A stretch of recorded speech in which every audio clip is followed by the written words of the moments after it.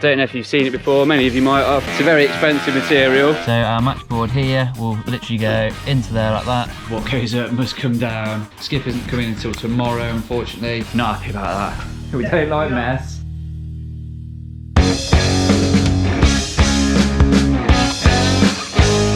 Good morning guys, and welcome along to another day on site. Alex is just basically deconstructing this gable here. It's like I mentioned before, this wall is going to be built up. We're actually raising the height of the dormer as well to allow for our windows across here. What we want is the height of these windows, the tops of these windows to run through. So that does mean that we're going to raise the dormer slightly up here. It is what's on the plan, so just so you know what's going on, we're going to basically bring it up to, it's approximately here, will be the top of the dormer. And then obviously we've got our insulation to go on top, so that'll take it a little higher still. So we've just got to be mindful of our hip here, because obviously we're going to be getting close to that and we don't want to disturb that, because obviously it will mean doing some repair work. We have inspected that and it looks pretty solid, so it may be a case that we do have to remove that last tile, unfortunately, but we'll get across that bridge when we get to it. Along here, originally on the plan there was going to be a small flat section of roof which comes across here, but what we've actually discovered is by moving this across, we can actually just run this continuation of this pitch roof right the way in front of the dormer. The dormer is going to sit on top of this steel, that'll be the face, and then we can just run our rafters then off that. That'll enable us to bring our fascia board straight the way through and keep that on the same plane all the way through up until this point here. So that's going to look nice and uniform all the way through, because it was going to be a bit of a step and it was going to look a bit unsightly. So by doing it this way, we can make sure that this section of the roof here just runs through nicely. It'll obviously carry down to this point here, so there'll be an extension of the roof, but it will just keep the pitch coming across all the way rather than having a little bit of a pitch and then a flat, a bit more aesthetically pleasing. So if we go around, Will's obviously got all these buttons on this side, and he is making headway around here as well, absolutely smashing through it as always. Will, yes mate. So this is looking awesome. Tiles are due in tomorrow, so we'll be able to start getting some tiles on. We're also going to get on with the Alitrix and Resitrix on that side, while this side is still being constructed fully up there. Pop downstairs and see what's going on down there. So this was where the door was originally. We've got our new lintel in up there, our new concrete lintel. We've got the existing timber lintel which is in there, which is completely solid and completely fine. So we're allowed to leave that in, because we're not going to disturb anything there, so it's completely fine to leave that in. What we're going to do now is we're just going to build a stud wall up here as a temporary stud wall, because this will be the actual temporary kitchen in this area, because we need to start doing works in what is the kitchen inside there. So we're just going to put this temporary wall up so all the units can go against here, and then we've also got access then to this area, so when it comes to the plastering stage we can actually get everything all plastered without disturbing the clients at all. Now what I'm going to do is start making the fascias. So we have had a delivery of some rather exciting material. So it is a waterproof MDF. Don't know if you've seen it before, many of you might have.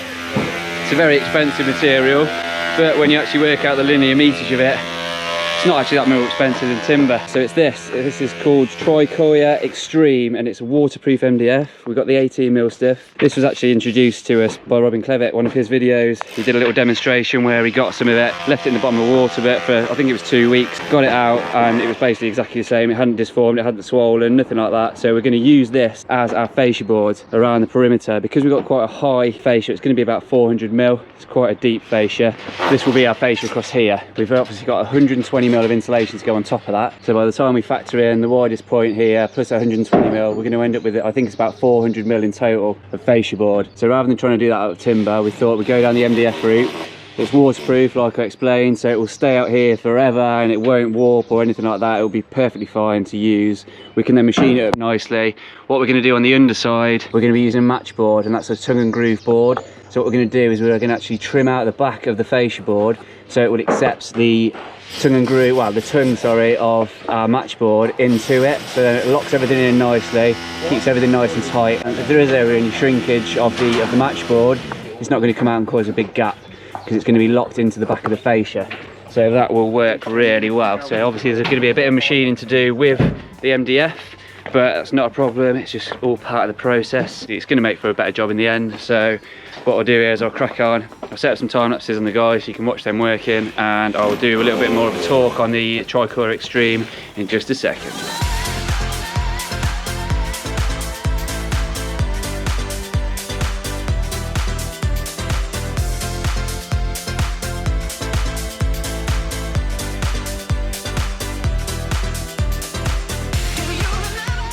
Right, so let me just talk you through this, what I'm actually going to do. So like I mentioned, this is the Tricoya Extreme waterproof board. It is absolutely amazing. It seems like an ideal option for what we need it for, because like I mentioned, we've got such big fascia boards, because we've got to not only get over 165 mil of timber, another 120 mil of insulation going on top of there. So we've got overall, we've got 285 mil of fascia board going in. So we've also got to allow for this. So this is going to be our soffit. It's matchboard. It will sit under and run parallel with the building, basically across the bottom like this.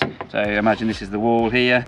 It'll sit like that, and then there'll be another piece there as well, like that. And what we're going to do, because it's a tongue and groove board, we're going to use the tongue and actually sit that in here like so. So what I'm going to do, I'm going to get this all cut, and then I'll get my router, and then I'll just basically route a channel like that, just slightly over this, to get our tongue in there like that. So then that will lock everything nicely together. So if this does ever shrink, you're not ever going to see any gap, because sometimes what happens is if people just butt up the timber to the back of the fascia, the soffit shrinks slightly, and then you end up with a big crack underneath it. So this way it's going to mitigate that, because you've got a hell of a lot of shrinkage there to get over before you see any cracking.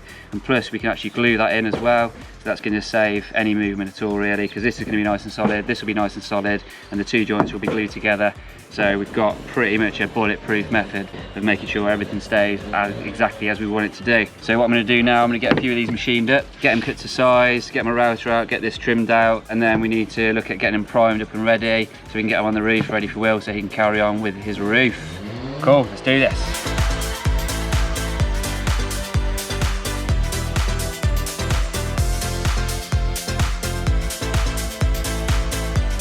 Right, so what you've just seen me doing is basically getting my rail set up to get this cut. It's worth noting when you're using a track saw, a rail saw, a plunge saw, whatever you want to call it, that obviously you need to take into consideration the thickness of the blade and the actual standoff of the blade from the actual rubber or from the track where it actually lands, because sometimes what can happen, this one's nice and neat there, and then you get to here and this has been absolutely muddy. Sometimes when you cut on an angle, it can affect obviously the angle of the blade affects the cut. Also if it jumps or anything like that on the rail, you can sort of muller this strip, so it can just slightly set you out wrong. So it's worth just taking a little bit of extra time just to get your blade down, push it down onto the line so you can see where you're coming. And also when you're joining two rails together, I've got a 6 foot level there, get that up against the back of the rail just to make sure that it's running straight all the way through, because although they're butted up next to each other, it can slightly wobble and waver, so you want to make sure you got a nice straight cut. That's the whole reason of using a rail saw, is to get a nice perfectly straight cut. So also what I'm about to do is cut MDF, and we all know MDF is not good, and obviously it's very important that you don't inhale this stuff, because it's banned in some countries, I believe, MDF, because the fibres are so small and they can easily get into your lungs and cause respiratory diseases. So what I'm doing, I'm using my Makita dust extractor. This is an awesome little bit of kit. I think I'm going to do a review on this soon, because I've bought it for sanding down walls for my Venetian plaster, but it's suitable for everything else. This is an auto Takeoff machine, so you can actually plug your tool straight into it, and then it'll automatically, once you power up the tool, it'll automatically kick this in, but it only works up to 850 watt power. So it's fine for my sanders and stuff like that, but for this it uses 1100 watt of power, so I can't plug that into that, because all it will do is just burn the motor out in here, and then that's a couple of £100 down the drain. So I just plug them in separately, and then I can just turn it on when I'm going to do my cut, leave it on for a second just to clear the pipe out, and then turn it off. So it's not the end of the world that I can't use it on auto. I am outside, so the amount of dust is going to be minimal anyway that I would inhale, but it's always best to err on the side of caution, especially when you're cutting this stuff. So let's get on with it. I've talked too much now. Let's just start doing some work, shall we?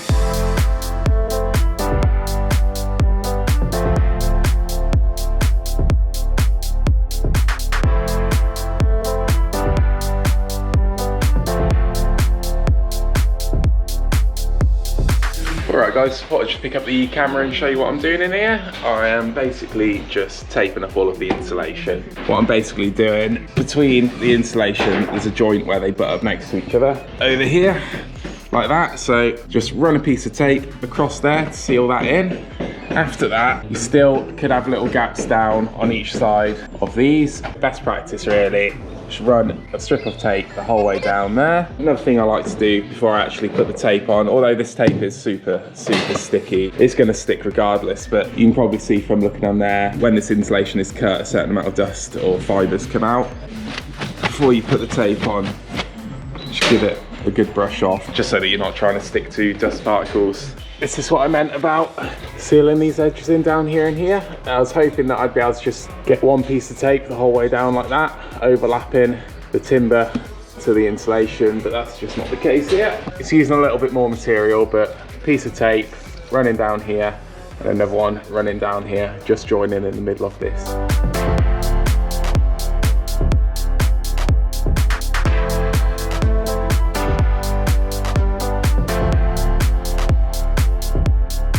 Good morning guys, and welcome along to a new week on site. It is Monday morning and we have got lots to get on with. Surprise, surprise. So what we'll do now is just give you a bit of a rundown on what we've been doing over the past couple of days.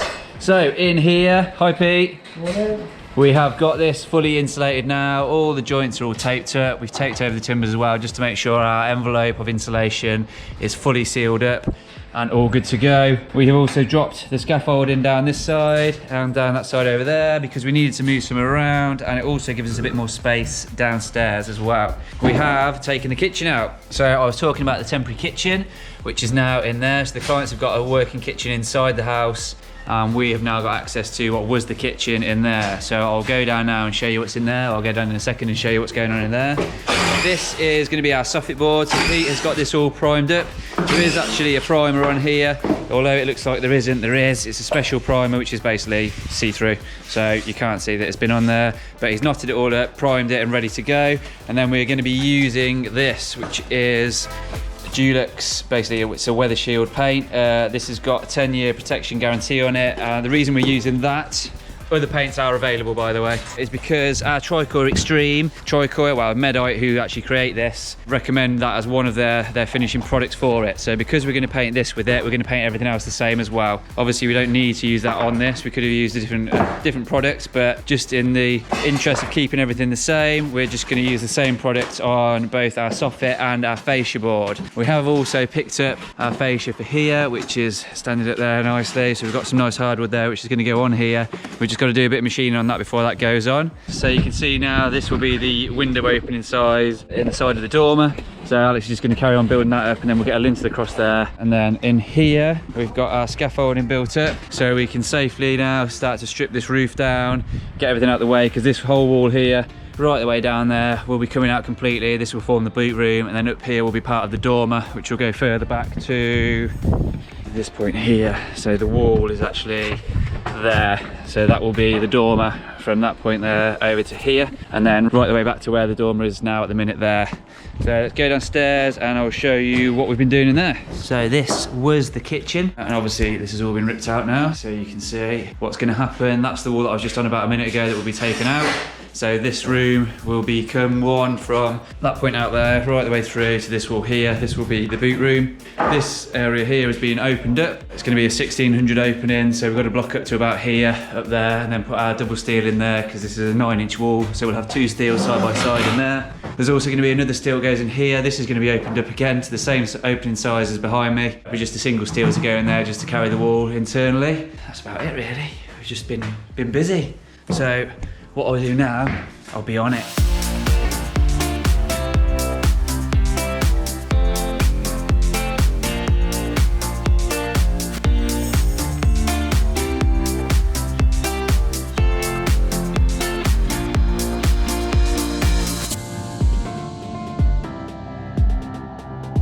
Right, so you've just seen me now getting this piece of fascia board cut, and you might notice that it's at a bit of an angle. It's not because I've messed up, honest. It's because, as you know, we've got a fall on this roof, so obviously our fascia board is going to taper down like so. So what I've done is allowed for our 120mm of insulation to go on there, plus our overhang underneath, which basically is going to be 20mm.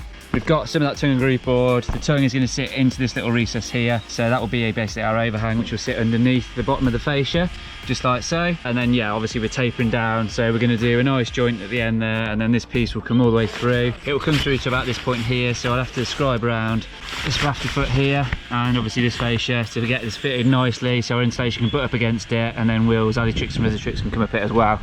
So that is just a little explanation as to why we cut a bit of an angle here. Right, so this is one of the temporary fascia boards fitted. This is how it's going to look. Obviously it does look quite large at the minute, but we've got 120mm of insulation to go in here, so that's why they're so high. And then what I've done, you saw the rebate that I've rebaited out the back. Let's just get under here if I can and show you. So hopefully you can see this. So our matchboard here will literally go into there like that and slot in nicely. So you can see that I've done a slightly wider rebate in there. Reason being, we're going to fit these fascias and then these soffits are going to be fitted afterwards. So once this wall is rendered, we can then get this in, because we're going to put a bead across the top to make sure it's nice and straight across the top. And then we can just get our matchboard, get our two pieces together, slot them in like that, push them up and fix it in. Then everything works nicely all the way across then. And then, yeah, like I said before, if there's ever any shrinkage in this material, there won't be in this because this is so stable, it's unbelievable. But if there is ever any shrinkage in this, you've got the whole width there of this tongue sat in the groove in there like that. Yeah, and then if there is, you've got a lot of movement there, a hell of a lot of movement before you actually would see any gap between. So that is why we're doing it this way. So if you've ever worked with MDF before, you will know that it is a fantastic material to work with, but it does come with its drawbacks. Mainly the drawback with MDF is that when you cut it, it tends to fur up quite a substantial amount on the edges, which can be a bit of a pain when you're decorating it. You have to sand it down a lot, put some edging sealer on it and sand it down and continue this process. It does take quite a while before them bare edges actually become like the face of the actual MDF itself. This stuff, the Tricoya Extreme, is absolutely brilliant. So what I've done, this is a cut piece, obviously this hasn't come like this, but literally what I did, I cut it and I've just ran over with some of this 320 grit sandpaper, just a few flicks over, and it's absolutely smooth straight away. It's brilliant. But what you do need to do still with this stuff is seal the edges. So what we're doing, we're using some of this zinsser stuff. This is an edge sealer, primer, it does loads of stuff this product does. Obviously our purpose we're using it for is an edge sealer. And all we need to do is just literally apply it on, give it a sand down once it's gone off, once it's dried, and then just apply another coat to it. I've applied a coat onto this and there's a very, very small amount of fairing that's happened there. Definitely recommend this stuff. It is expensive, but it's definitely worth the investment because it saves you time in the long run and makes your life a hell of a lot easier. So I'm gonna get this one done now, and then I'm gonna get all the other pieces out, give those a quick sand down and give them all the edges a second coat of this. With this stuff, we're not using a primer. We're using the Dulux weather shield, which I've mentioned before. I haven't got a tin handy, but I'll show you that, show you what we're using, how we're using it, and then we can get it installed.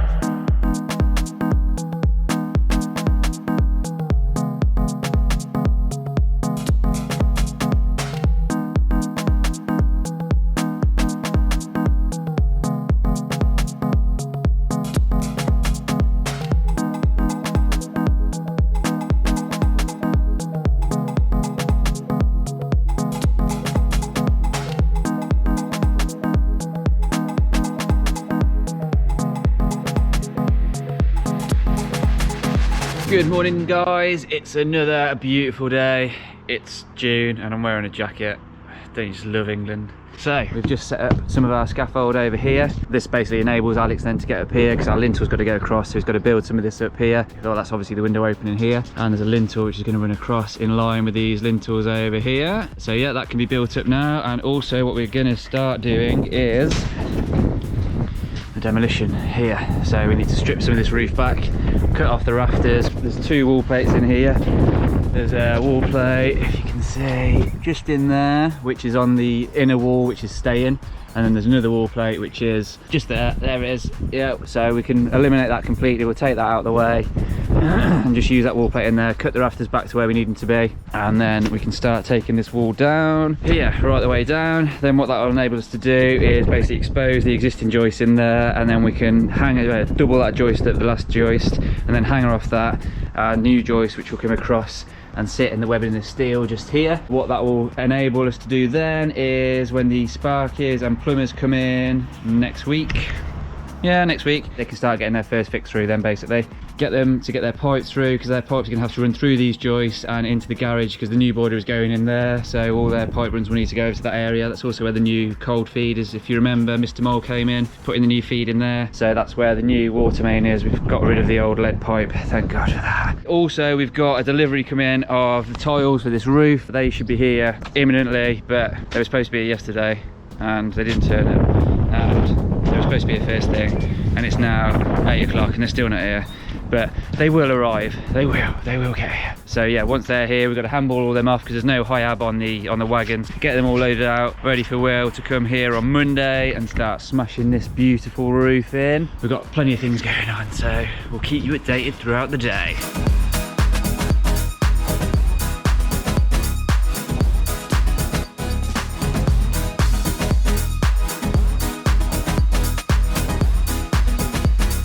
See, I know we had the discussion before about team gloves, team no gloves. So I wear no gloves and look what happens. Straight away, smash my finger, blood. It was bleeding more than that. So I'm putting the gloves on. Right, what we're gonna do now, we've stripped all the tiles off. So now we're gonna get this batten off, get this felt off. We can expose everything underneath. We're gonna cut our rafters back to a certain point so they're still supported by the wall plate up there. And then we can have a look at exactly what's going on. And then we'll start to strip the wall down from here.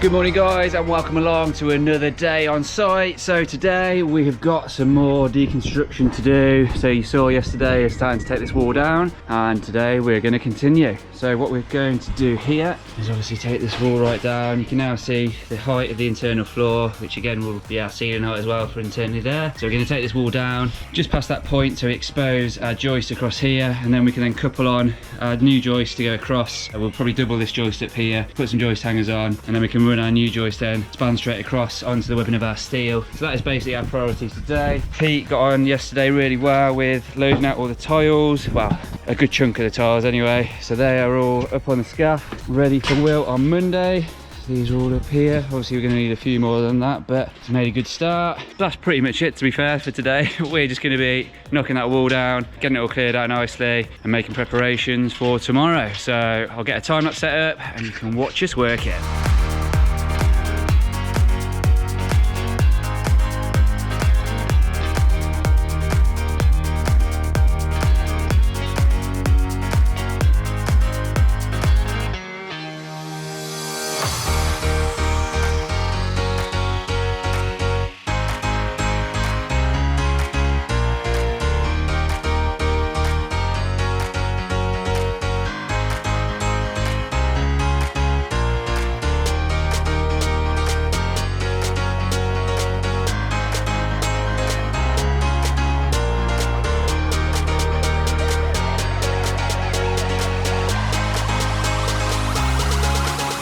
So you can see that we have now removed this wall. We've got a bit of a section down there which Alex is just working away to take out. Just a nib over there which we'll use the petrol cutter on. Just slice that straight out and clean all this edge up here. So then obviously we can just dab straight through. We are going to need to do some extra work on that wall to bring it out level with this, because this is a cavity wall and that is just a standard 9-inch wall in there. So obviously there's a bit of a discrepancy between the two, the thicknesses of the walls, if you will. Let's go down and I'll show you a bit more stuff that's going on. Right, let's just go through into what will be the boot room and I will show you what is going on in here. Apart from a massive mess, obviously loads of bricks, we have obviously removed that wall, so what goes up must come down. But what I also wanted to show you was this. So there is an existing timber lintel running across here. What we've decided with the clients is that we're going to remove that and reinstall a steel which will go up into the ceiling void in between the joists. So you will then have a seamless ceiling running right the way through this room, right from this end, right the way out there. And what we'll do is we'll get a plate welded on the bottom of the steel, same as we have with that steel over there, and then that will carry then our new floor joist. So I'll just run straight across here, sit straight on the plate of the steel. So that'll make our lives nice and easy, and then that will form the floor for the dormer and obviously the ceiling for down here. So Alex is just going to crack on, get the rest of this wall down as far as he can, because obviously there's a lot of rubble in the way. Skip isn't coming until tomorrow, unfortunately, so we can't get rid of that until then. So we're going to have to leave a messy site tonight. Not happy about that, are we, Alex? We don't like mess, in case you hadn't noticed. So yeah, let's just crack on, shall we? And just forget about the mess in the corner.